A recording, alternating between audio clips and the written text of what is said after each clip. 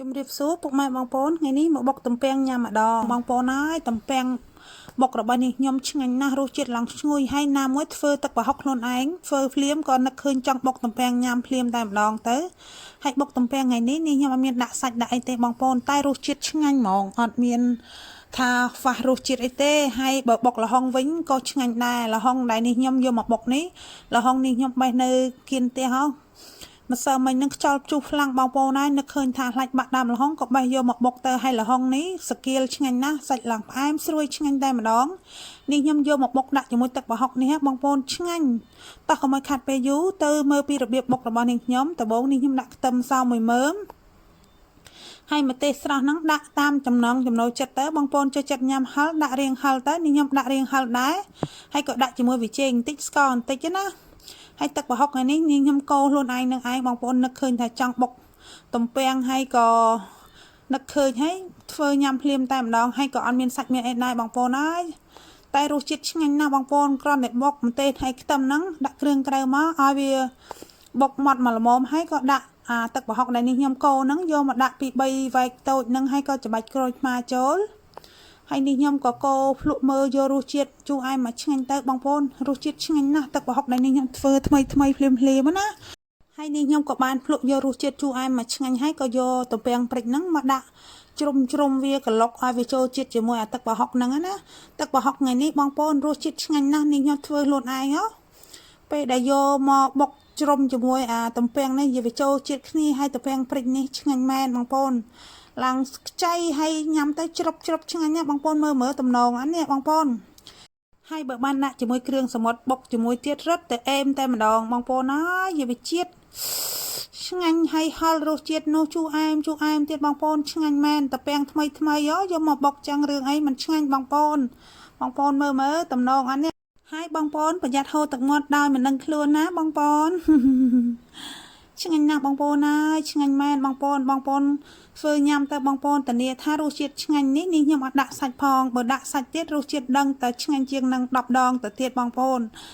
ហើយឥឡូវនេះខ្ញុំក៏ចាប់ផ្ដើមយកល្ហុងមកបុកម្ដងបងប្អូនល្ហុងនេះខ្ញុំបេះនៅផ្ទះរបស់នេះខ្ញុំនឹងឯងហើយល្ហុងស្គៀលបងប្អូនឆ្ងាញ់ណាស់ហើយដាក់ជាមួយម្ទេសក្រៀមបុកល្ហុងថ្ងៃនេះខ្ញុំដាក់ជាមួយម្ទេសក្រៀមបងប្អូនហើយដាក់ជាមួយខ្ទឹមស2កំពឹសចូលហើយក៏ដាក់ជាមួយស្ករសបន្តិចហើយនឹងវីចេងបន្តិចទៅដោយសារអីទឹកប្រហុកនេះខ្ញុំដាក់រសជាតិម្ដងហើយបងប្អូនទឹកប្រហុកដែលនេះខ្ញុំធ្វើហ្នឹងខ្ញុំដាក់រសជាតិជូរអែមមកឆ្ងាញ់ហើយពេលដែលនេះខ្ញុំបុកខ្ញុំផ្សំគ្រឿងតិចតួចទៀតទៅរសជាតិកាន់តែឆ្ងាញ់លើស10តែម្ដងបងប្អូនឥឡូវបុកបានម៉ត់មកល្មមហើយនេះខ្ញុំក៏យក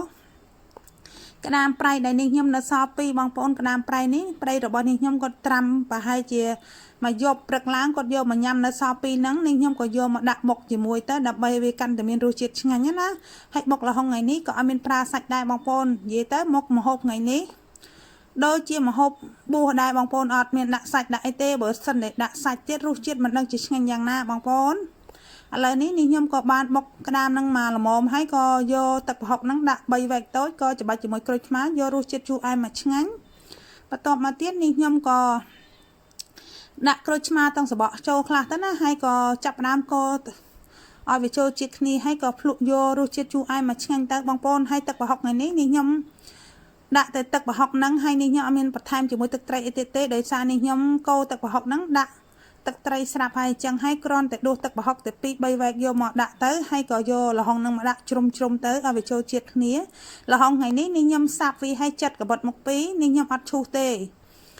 ខ្ញុំចង់ដូររសជាតិម្ដងបងប្អូនហើយល្ហុងថ្ងៃនេះឆ្ងាញ់ណាស់ឡើងផ្អែមស្រួយជ្រឹបហ្មងហើយក្តាមប្រៃទៅ2តែជាតិសាហាវបងប្អូនបុកមកត្បាល់ហ្នឹងបងប្អូនញ៉ាំគ្នាប្រហែលជា3 4នាក់ដែរដោយសារអីមានទំពាំងមួយមុខដែរអញ្ចឹងហើយញ៉ាំលេងថ្ងៃត្រង់ហ្នឹងថ្ងៃត្រង់ប្រហែលជាម៉ោង1បងប្អូនមេឃភ្លៀងមកឈូបងប្អូនហើយវាត្រូវគ្នាហ្មងញ៉ាំគ្រឿងផ្អាប់បុកជាមួយទំពាំងជាមួយ